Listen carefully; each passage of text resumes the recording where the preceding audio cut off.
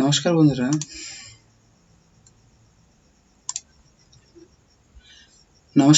Deer আপডেটে আপনাদেরকে স্বাগত জানাই। বন্ধুরা, আপনারা জানেন যে মাধ্যমিকের রেজাল্ট প্রকাশিত হয়ে গেছে। মাধ্যমিক রেজাল্ট এবার কিন্তু খুব ভালো হয়েছে, 90% উপরে সব পাস করেছে।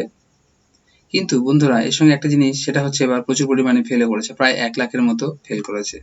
তো বন্ধুরা, চলো যারা পাস করেছে এবার তাদের শুভ অভিনন্দন এবং শুভেচ্ছা ও ভালোবাসা। বন্ধুরা, আপনারা জানেন যে বড় বড় নিউজ চ্যানেলে এবং প্রসারের মাধ্যমে জানানো হয়েছে যে মাধ্যমিকে 35% পেলেই সায়েন্স, অর্থাৎ 35% নাম্বার পেলেই কিন্তু তোমরা কিন্তু সায়েন্স নিয়ে পড়তে পারবে। কি কি বলেছে সেটা কিন্তু তোমাদের সামনে তুলে ধরবো। তারপর বলেছে, দেখো যে 35% পেলেই অঙ্ক, বায়োলজি, ফিজিক্স, কেমিস্ট্রি এই 3টি সাবজেক্ট কিন্তু তোমরা নিয়ে পড়তে পারবে। আরেকটা রয়েছে, সেটা দেখে নাও। সেটা হচ্ছে একাদশে নেওয়া যাবে অঙ্ক, বায়োলজি, ফিজিক্স, কেমিস্ট্রি। এবার বিষয়টা হচ্ছে, চলো আমি দেখিয়ে দিচ্ছি তোমাদেরকে, কিছু গুরুত্বপূর্ণ জিনিস আমি তোমাদের বলে দিচ্ছি। এবার বিষয়টা হচ্ছে যে মাধ্যমিকে যদি আমি 35% নাম্বার পাই, তাহলে কি আমি সায়েন্স নিয়ে 11-এ ভর্তি হতে পারবো? হ্যাঁ, অবশ্যই পারবে। এটা কিন্তু নিয়ম আছে যে যে কোনো স্কুলে 35% যদি তোমার নাম্বার থেকে থাকে, তাহলে কিন্তু তুমি সায়েন্স নিয়ে পারো। অর্থাৎ বেশ কিছু স্কুলগুলোতে কিন্তু তোমরা বলে থাকবে যে আমাদের 35% নাম্বার থাকা সত্ত্বেও ভর্তি নিচ্ছে না।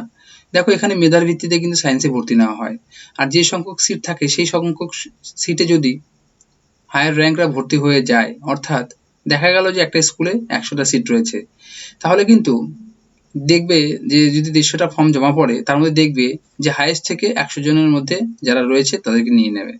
এবং তোমাদের সেটাই দেখতে হবে যে কোন স্কুলে সিট সংখ্যা ফাঁকা রয়েছে, সেখানে গিয়ে তুমি কিন্তু 35% নম্বর নিয়েই পাস করে থাকলে পরেই কিন্তু তোমরা 11-এ ভর্তি হতে পারবে।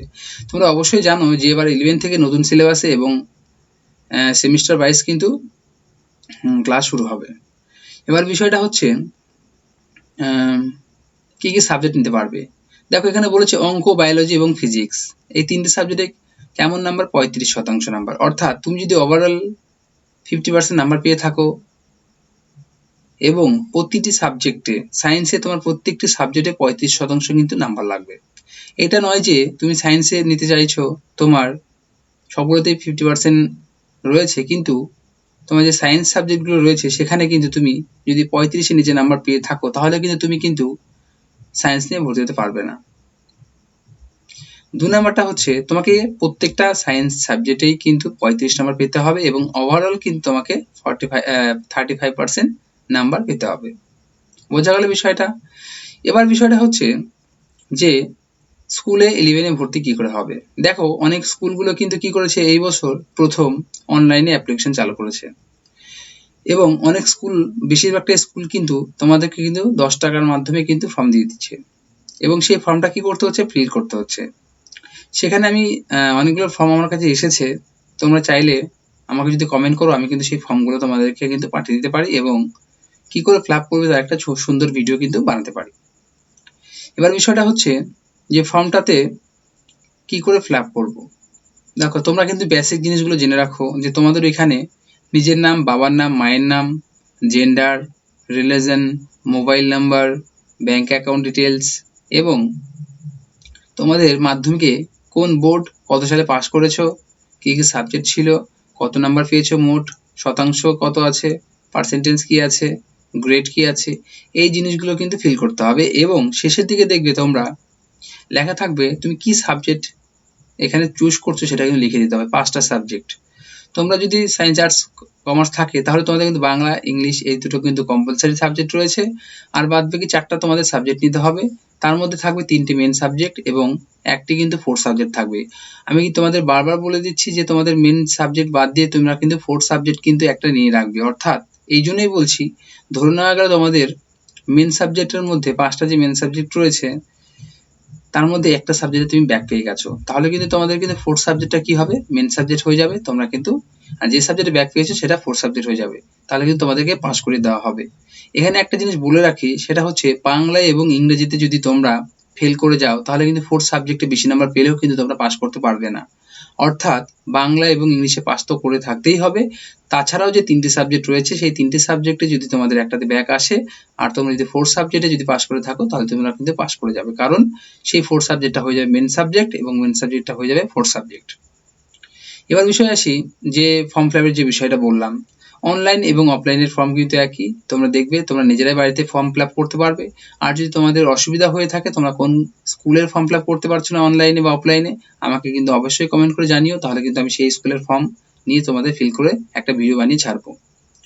2 নম্বরটা হচ্ছে মুখ্যমন্ত্রী স্বয়ং নিজে ঘোষণা করেছেন যে যারা এবছর একাদশ শ্রেণীতে ভর্তি হবে তারা কিন্তু এবছর 10,000 টাকা পাবে ফোন কেনার জন্য।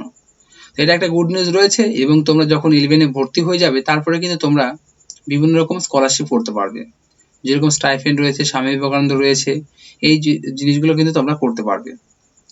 আর একটা বলার বিষয় সেটা হচ্ছে তোমরা জানো যে কালকে কিন্তু উচ্চ মাধ্যমিকের রেজাল্ট। তোমাদের যদি কারো মোবাইলে রেজাল্ট দেখতে অসুবিধা হয় বা কোনো সমস্যার সম্মুখীন হও তাহলে কিন্তু আমাকে কমেন্ট করবে, আমি কিন্তু তোমাদের কি করব, আমি কিন্তু তোমাদের রোল নাম্বারটা নিয়ে এবং ডেট অফ বার্থটা নিয়ে কিন্তু সঙ্গে সঙ্গে রেজাল্টটা বলে দিতে পারবো। আর একটা বিষয় সেটা হচ্ছে এবছর থেকে কিন্তু 11-এ কিন্তু তোমরা জানো যে সেমিস্টার ওয়াইজ পরীক্ষা হবে, তার জন্য তোমরা কিন্তু ভর্তি চটপট পড়াশোনা শুরু করে দাও। কোনো সমস্যা যদি হয়ে থাকে, ঠিক আছে, ফর্ম ফিল আপের বা কোনো সমস্যা হয়ে থাকে আমাকে অবশ্যই কমেন্ট করবে।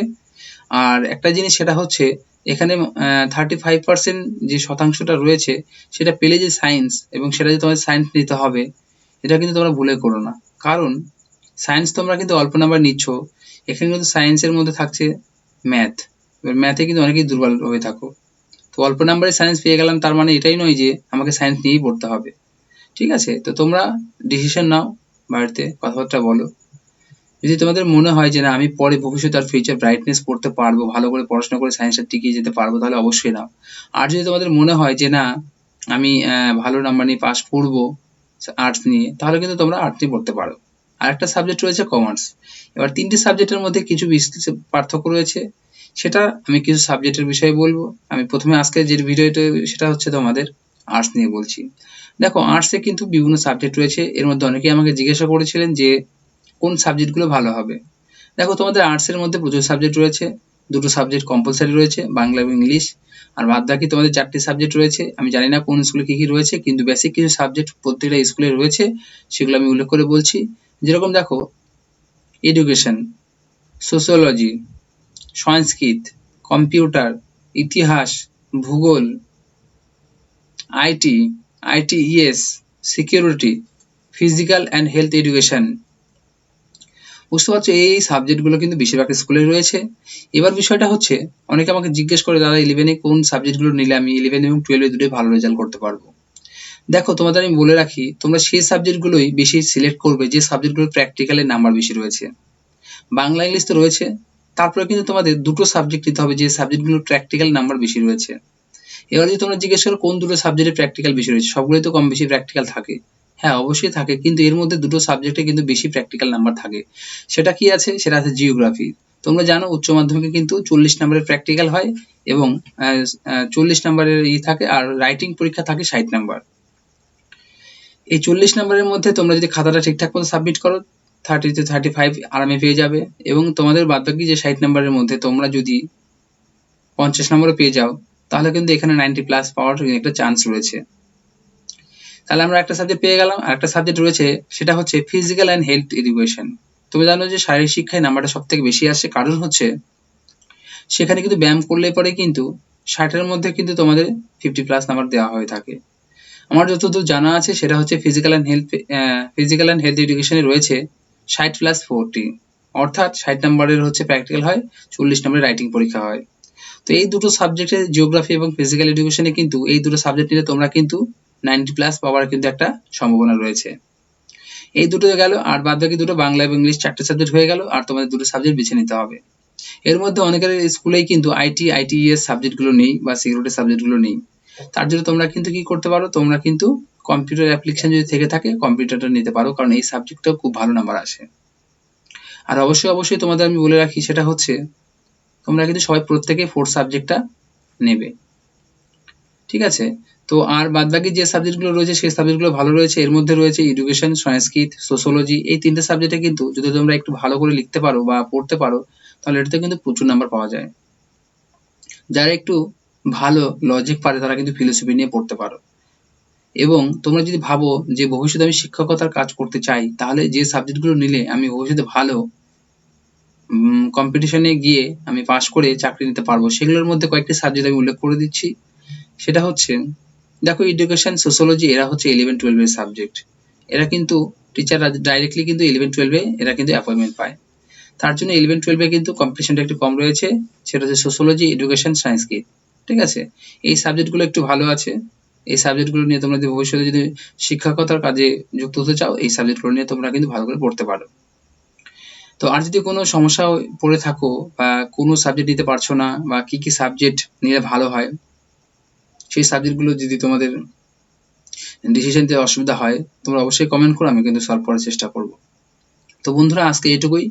কালকে জানো তোমরা উচ্চ মাধ্যমিকের রেজাল্ট, সমস্যা হলে অবশ্যই তোমরা আমাকে কমেন্ট করবে, রোল নাম্বার, নাম এবং হচ্ছে তোমার ডেট অফ বার্থ দিয়ে, তাহলে আমি অবশ্যই কিন্তু তোমাদের রেজাল্টটা কিন্তু কমেন্টের মাধ্যমে জানাবো।